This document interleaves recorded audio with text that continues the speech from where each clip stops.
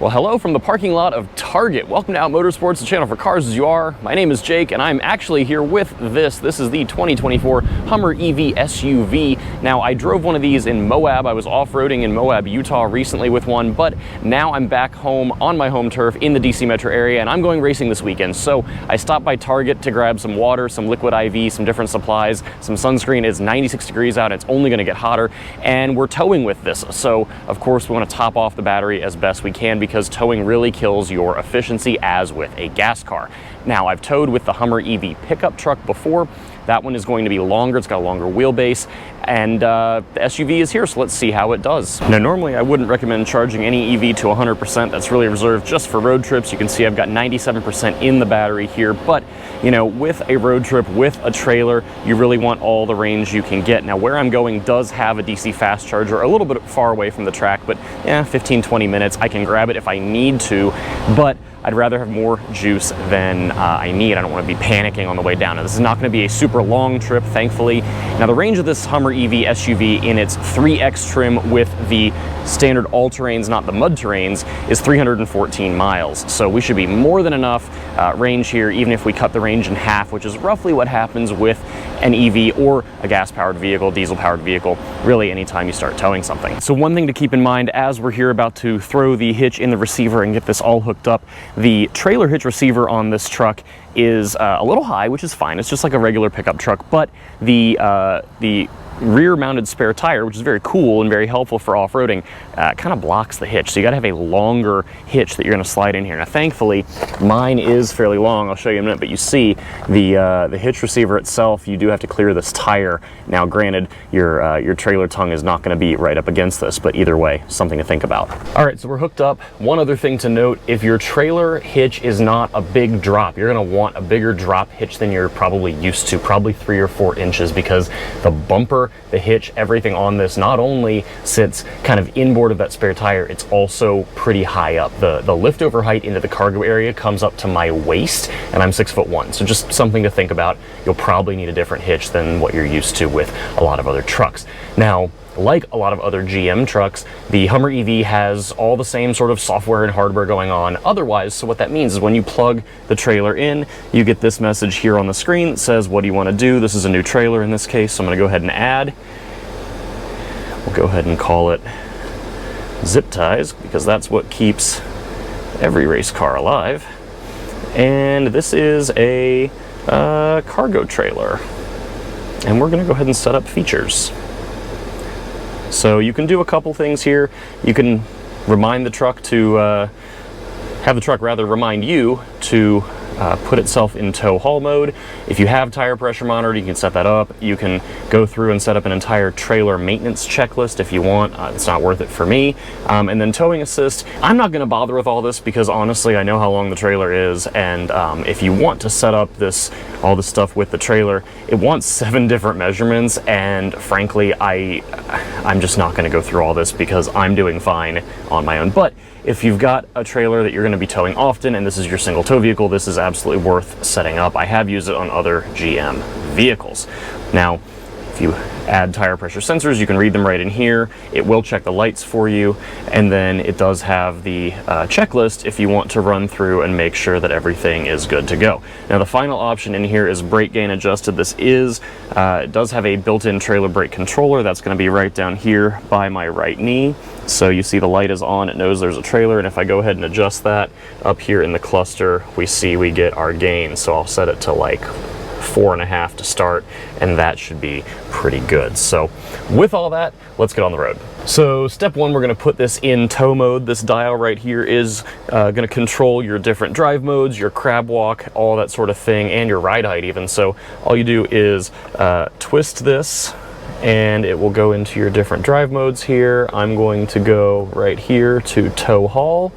Shows a nice pretty graphic. It looks like it's towing the space shuttle, and that's just going to change throttle mapping. It's going to change the regen braking behavior, and it's going to change what the adaptive four-corner air suspension does. So with it in tow mode, my lights are on, we are good to go, we are hot to go. It's like 95 degrees out. This is going to be a miserable weekend of racing, but even when it's miserable, it's still a lot of fun. So let's get on the road. Now, the other thing that this did as soon as I put the truck in tow haul mode is it recalculated my guessometer here for how many miles of range I have. I wish every vehicle would do this, even the combustion powered stuff, because it's really helpful. But in this case, it went from about 314 miles to 185. Now I'm going to reset my trip odometer and my trip calculator because I want to see the average efficiency here with miles per kilowatt hour. I've been doing about 1.5 miles per kilowatt hour driving in the city, driving on the highway. Obviously towing really cuts that down quite a bit.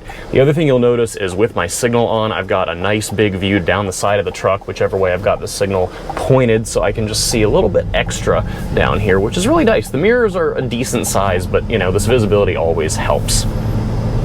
Now, as we keep moving, we'll talk acceleration because we've got a couple opportunities right off the bat, and then y'all can rejoin me from the more hilly parts of this tow. So this is just a little easy bit, but combustion trucks do have to work for this, and I'm giving it just not a ton of throttle, just super easy, and we're gonna hop right onto the highway. But that's the best part about towing with an EV, is that you don't have gears and you've got all this torque just kind of available wherever, and it's really just a fabulous experience. I've towed with one of these before and a Ford F-150 Lightning, and they've both just been fantastic from what I've done. But this is the first time really doing a practical real-world tow test where I'm going racing, and whatever happens, happens. And you know, this isn't a loop that I'm doing to test. This is me using the truck as you can use it. So we're gonna just hit the highway here.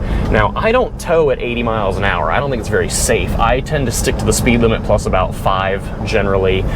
Ooh, an Audi Q6 e-tron. Hey friend, that's not on the market yet. But yeah, I don't tow at wild speeds. So obviously the faster you go, the less your efficiency will be. Again, the same as a combustion vehicle.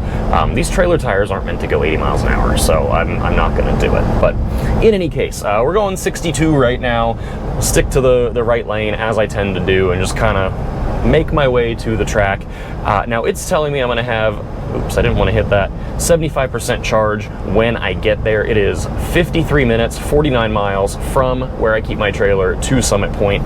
So with 181 showing on the guessometer, I should have more than enough to get there and back, plus my drive to and from the hotel the 2 nights I'm there. Now, if I want to get back with a little extra, I can stop and charge, but there is a charger near the trailer lot when I get home, so I'm not really that worried about it either way. But first impressions, really good. This is handling the trailer well at 60, 65 miles an hour, nice and stable. Couple key facts about the Hummer EV SUV. So this one is a 3X. This is going to be a 3-motor vehicle. They do offer the 2X, which is 1 motor per axle. This one is 1 motor up front and 2 out back, and that's good for 830 horsepower. Now GMC says 11,500 foot-pounds of torque, which is a little misleading because it's measured at the wheels, which is not how we measure it on a combustion vehicle. Comparable combustion cars are going to put out about 1,000 pound-feet of torque. So if you measured something like a GMC 2500 Duramax with a diesel, that would put out about 14,000 pound-feet of wheel torque. So just for some perspective there, that's what you're going to get. But 830 horsepower, plenty of torque, gobs of torque. It's going to be really, really fantastic.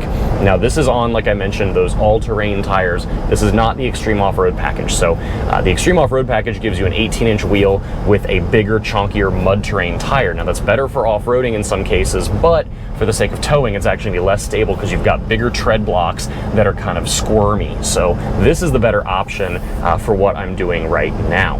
Now it's going to be with a 22-inch wheel. I think the design is kind of cool. It's big wheels, and we'll talk about that in a little bit as well. But that's what you've got going on. Standard 4-corner air suspension. It's adaptive. It adjusts to whatever you're doing driving style-wise. And you've got a ton of height adjustment between your entry-exit height, your normal height, and your off-road mode. So Plenty of adjustability there. You can watch my Moab video if you want to see how these things really do off-road. Let me get a little bit further down the highway and we'll talk about how this thing handles the mountains, because that is going to be a little bit harder of a challenge. Okay, I lied, I'm back early because we are on one of the highways around here that is mapped on GM's Super Cruise, and the Hummer EV has it. And the best part about Super Cruise is that it works with a trailer. It's the only driver assistance system that works with a trailer. Ford has Blue Cruise, but it doesn't officially work while towing. So all I have to do is watch for the little steering wheel icon in the cluster and hit the button on the steering wheel, and you'll see it's got the blue light bar right here, and as soon as it's green, it is hands off. I'm gonna bump my speed up just a touch to 65. And this is going to be the same as Super Cruise without a trailer. It's going to keep you centered, it's going to follow the lanes. This uses pre-mapped highways, so it knows hundreds of thousands of miles of highways across the United States, and they are mapped by LiDAR. So this is safer than pretty much any other system on the market. Mercedes-Benz is working on level 3, which is true autonomy. You don't have to keep your eyes on the road. Well, more true autonomy, I should rephrase that. But in any case, this is one of the safest systems on the market today. There's a little sensor down here on the steering column that makes sure my eyes are pointed forward. For the most part, you can glance around a little bit, but as long as this light bar is green, you are super cruising. And it's something I haven't done in weeks, but in any case, it works really, really well. I've done over 1,000 miles with trailers, with some gas-powered GM trucks that have it, but it's working on the Hummer as well. The only thing it won't do with a trailer hooked up that it will do with a trailer unattached is it will not change lanes for you. So normally if you come up in slower traffic or faster traffic comes up on you, the truck will notice that and it will move over and kind of rearrange itself within all the lanes just to make sure that, you know, everything is safe, but it won't do that here. So you do have to take control in that case, but just chugging right along, and you know, it's nice to let it do it. It's really, really smart. This is just such a fantastic system. So yeah, we're super cruising. A few moments later.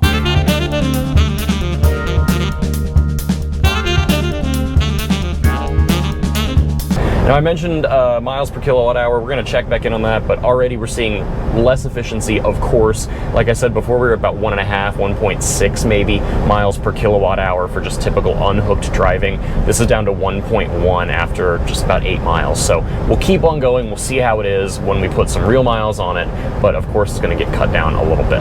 And so now we're in the mountains, and these are not going to be crazy mountain passes like what you see out in, you know, Denver or somewhere, but this is pretty significant, at least for where I live here on the East Coast. You get a 4 to 5 degree incline or decline based on the direction you're going. So with a combustion powered vehicle, even kind of this little bend that you see here, this is actually a bit more of an incline than you realize, and it does actually challenge the vehicles a bit. They'll end up downshifting a couple gears. Now, the benefit of the Hummer is that it's just gonna go. It's just got, you know, torque in abundance.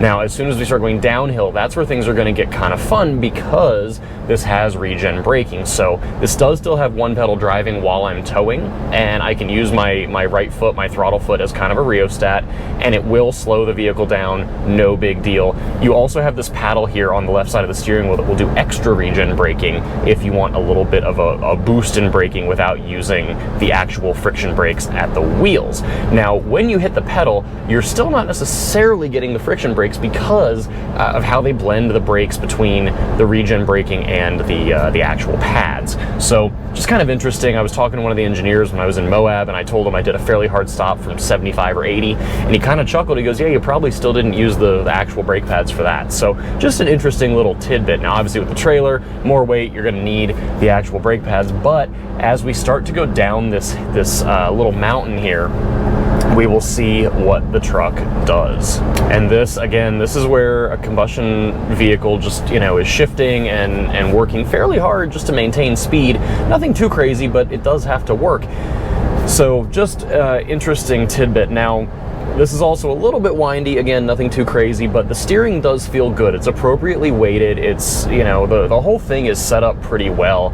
I do like how these drive. So we'll come back to that in just a second. But as we start to go down this kind of descent. I'm doing, all right, about 65 as we start to go down. And you've got the gauge here on the right side of the cluster that shows either green or red, either up for power output or green down for power back in the battery. So we're dumping juice back in, and we're using about half of the truck's regen capabilities, it looks like, but I'm just kind of modulating the pedal and letting it do its thing, and we're hanging out about 60 miles an hour with no brakes involved.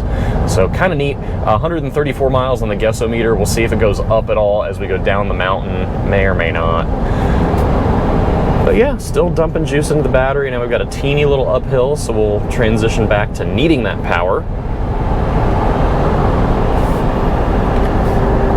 I want to pull out and pass somebody.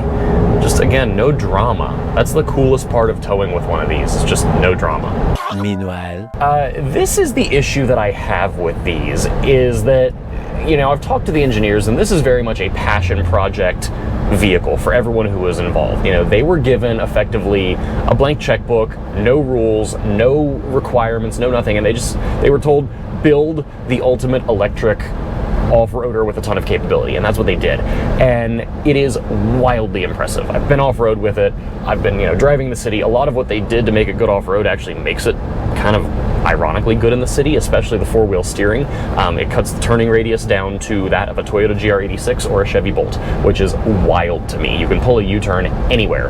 And this is shorter than a Chevy Tahoe by like 5 inches. So it's kind of not terrible to park for how big it is. It is very wide. It's 10 inches wider than a 4Runner, and it's tall, although the air suspension will let it squat to get into sort of tight parking garages. But, you know, beyond all that, it's also very heavy. This is just shy of 9,000 pounds in SUV form. The pickup trucks are even heavier still. They're over 9,000. And, you know, you've got this kind of circular conversation that happens where, okay, we want this much capability, which requires this much hardware, but then we want this much range, which requires this much battery pack size. And then you add more hardware, or you modify, you know, something that impacts the aerodynamics, which hits the range. So then, okay, we need to do something. Well, let's just add more battery. Okay, well, we added more battery to get the range there, which added more weight, which impacts the range. So we add more battery, which adds more weight, which impacts the range. And then suddenly the whole thing is so heavy, now we need 8 lug axles instead of 6. And, you know, everything has become really heavy duty on it, or, you know, medium duty, whatever you want to call like a Silverado 2500. It's that. And the issue that I have is, you know, not so much that this particular vehicle is heavy, because there are other heavy trucks out there. The issue is the Ford F-350 Super Duty is not being sold as a commodity item, you know, that people are buying as a family vehicle. They're work trucks. They're being used to tow and haul things. This is admittedly a bit of a rich person's toy. It's $100,000, but, you know, this is the same Ultium platform that's going to underpin the rest of GM's EVs. And that means you've got other big SUVs and pickup trucks coming. You've got the Silverado and Sierra EV. You're going to have the Escalade IQ. You're going to have the Cadillac Celestiq, the big sedan. And it bothers me that we're all just kind of okay with the fact that everything is so damn heavy. Because not only does that mean you chew through tires faster, brakes not so much because of regen, but, you know, suspension components, everything's got to be beefed up and or will wear out a little faster than if the car was lighter, just on principle. The other thing too is our infrastructure here is not really the best maintained. This is legally too heavy by 50% to go across the Brooklyn Bridge. You know, it's not a problem now because EVs aren't like super popular. Not everyone has one, but down the road, I think this is a conversation that we really need to have. It's not just GM's problem, it's everyone's problem. This is just the biggest example of it, quite literally, in that if everything is heavier, we have to reconsider our parking garages, our bridges, you know, every little bit of infrastructure. How is it being maintained? What can it support? Do we have to have fewer parking spaces because everything got heavy? And, you know, some of that just comes from everyone wanting tech in their cars. Everyone wants to be really safe.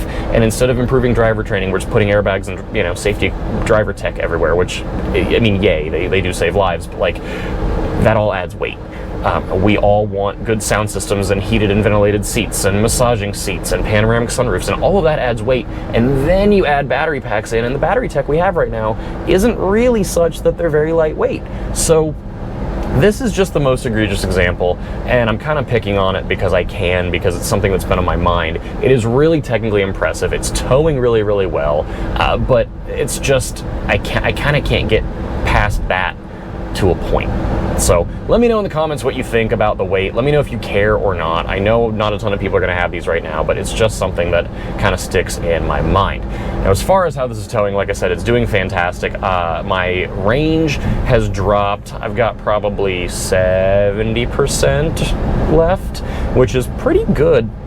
The efficiency, I was about to say fuel efficiency, the efficiency has dropped down to about 0.9 miles per kilowatt hour. So you can calculate your range based on your efficiency times the kilowatt hour size of the battery pack.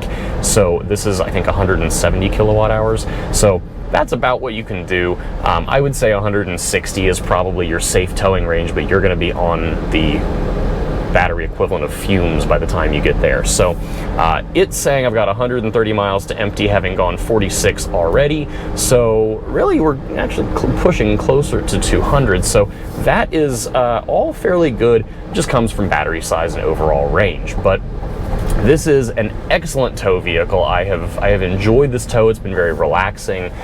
Everything about the Hummer EV, just it behaves well. It's so easy.